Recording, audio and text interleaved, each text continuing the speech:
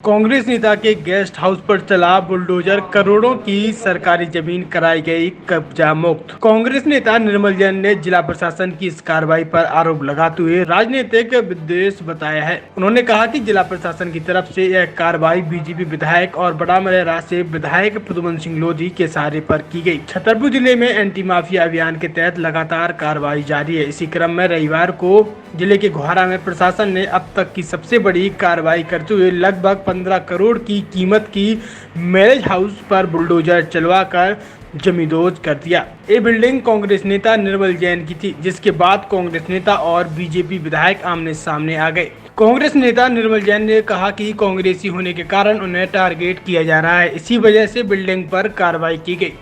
उन्होंने कहा कि उनके पास बिल्डिंग के सभी कागज मौजूद हैं। उन्होंने यह जमीन 2006 में रजिस्टर्ड विक्रय पत्र के द्वारा क्रय की थी और 50 लाख रुपए की लागत से इसे बनाया गया था, लेकिन 25 जनवरी को अचानक उनके पास नोटिस आया और बिना किसी कारण के रविवार को बिल्डिंग को ध्वस्त कर दिया गया। 3-4 करोड़ रुपए के लगे हैं हमारी बिल्डिंग में। मैंने 2006 में जगह नहीं दी रजिस्ट्री करवा के, पटवाई ने तरवी नहीं की थी, तहसीलदार ने नाप के दी थी, बैंक से हमने 50 लाख रुपए फाइनेंस लिया और आज तक हमें कोई कहीं दिक्कत नहीं आई।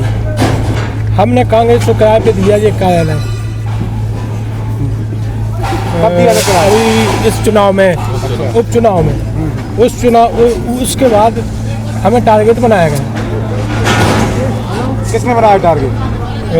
विधायक के द्वारा। कौन है विधायक? प्रद्युम्न सिंह लोधी। प्रशासन का कहना है कि अधिकारियों ने प्रशासन ने हमें 6-25 तारीख को एक नोटिस दिया,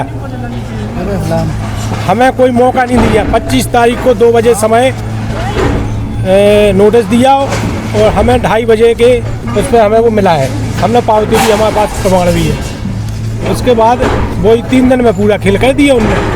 टारगेट बना के टारगेट स्पेशल नाप की, हमें नाप में नहीं बुलाया गया।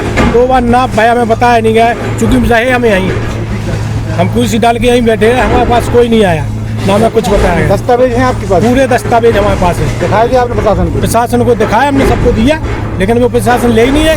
ना तहसीलदार वो वहाँ जाते हैं, तहसीलदार तो लोग बागों को गाली देते हैं। तहसील में नजर में कार्रवाई के पीछे की वजह क्या होगी?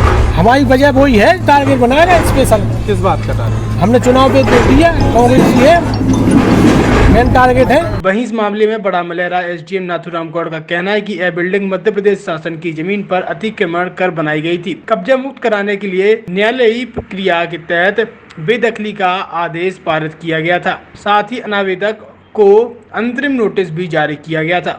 ये मध्य प्रदेश शासन की भूमि पर अनावेदक निर्मल जैन के द्वारा अतिक्रमण किया गया था, जिसमें उनके द्वारा मैरिज गार्डन भी बनाया गया था, वेयर हाउस भी बनाया गया था। पूरी मध्य प्रदेश शासन की भूमि है।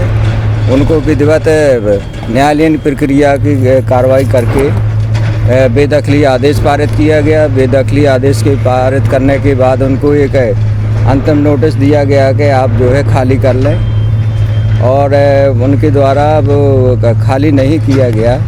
उनको पर्याप्त समय अवसर दिया गया कि आप अपना जो है अतिक्रमण स्वयं हटा लें। अतिक्रमण कब दिया था सर? कितनी एरिया होगा और कितनी ये लगभग जो है 300 आरे ज़मीन होगी।